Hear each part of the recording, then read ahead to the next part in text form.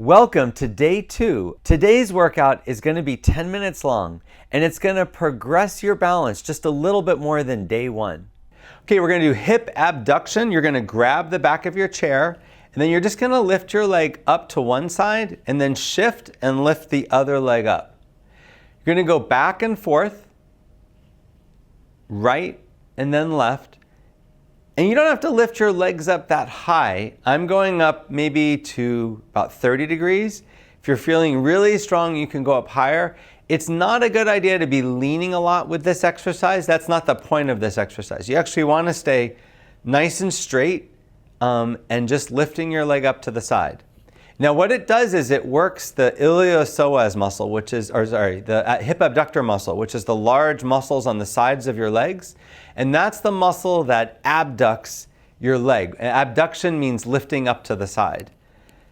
So these are important muscles when you're walking, because as you take a step, this is the muscle that holds the other leg straight so that your body doesn't lean to one side.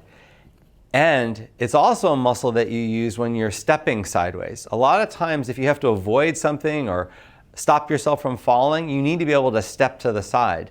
And so if this muscle is too weak, you can have trouble with that. And this is just a really good way to exercise it. Now if you're tired at all, this can be very fatiguing, you're welcome to stop at any point. I'm going to go the whole 2 minutes, but you don't have to. You can stop as often as you want. You can sit down in the chair. Just try to keep trying the exercise for about 2 minutes. 2 minutes is a good amount of time for strengthening exercises to really have the most benefit. But it doesn't matter how quickly you move your leg. If you want to make it harder, you move your leg faster. If you want to go a little bit easier on yourself, you can go slower. We're just about done here. Also, not important that you hold on the whole time. You can let go whenever you want. Okay, I think we're done.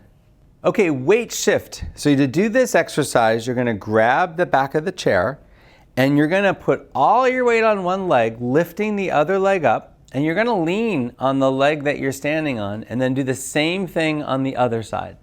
So you're going to just go back and forth, shifting your weight, putting all your weight on one leg and all your weight on the other leg. Now I don't want you to hold too long, but the goal of this exercise is to do it without holding on. So you really want to shift your weight without helping yourself with the chair as a goal. But over time, in the beginning it might be that you have to hold on with both hands to do it, and then maybe one hand and maybe just one finger, and then nothing. That's probably the best way to progress this. But you want to keep your knees a little bit stiff when you do it, and you really want to practice shifting all your weight over one leg, then all your weight over the other leg. And unlike me, you want to make sure there's nothing in your way. I got this bar right next to me. You want to be someplace that there's nothing on either side of you, because it does kind of obstruct you from leaning if there's something in your way. Most people that shuffle do so because they're not shifting their weight. This is a best exercise to practice shifting your weight, because you got a chair in front of you, one behind you. If you're tired right now, you can certainly stop and rest, or just stand and rest. With all of these exercises, stop as often as you want. Just try to do it for the full 2 minutes, even if you rest for part of that time. Still keep trying after you rest. I'm going side to side. Muscles are a little bit tight in my legs. But again, this is a great way to practice correctly shifting your weight. Just about done. Just 1 or 2 more reps. I think this is the last one, and we're good. So now we're going to do tandem stands. You want to grab the chair, put one foot in front of the other. My heel is touching my toe, and then you're trying to let go as long as you can. When you feel like you lost your balance, grab back on, switch the other leg, and again, go as long as you can. Now I'm demonstrating about 5 seconds on each foot, because that's a lot of times how much people can do. But you really got to work at your own pace on this. The goal is to do it for 20 seconds on each leg. So 20 seconds without holding on each side. If you're really struggling, it's okay to hold on, but I really recommend that you try to let go as much as you can while you're doing this. So once you get situated, You can hold on here, get situated, and then let go. You really also have to go at your own pace. Don't follow me with this exercise. Just try to go as long as you can before you have to grab on.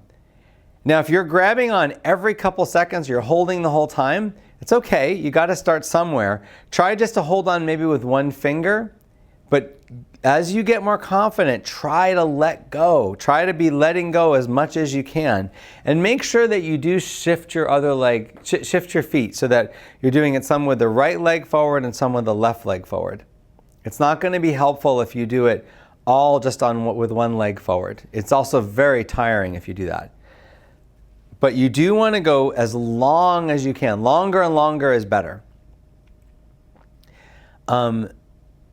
The reason this exercise helps is because it helps you practice standing and balancing with a very close space of support. The further apart your feet are, the more stable you feel. The closer together, the more unstable. So this is a great beginning balance challenge because you're standing with something in front of you, but you're challenging your balance.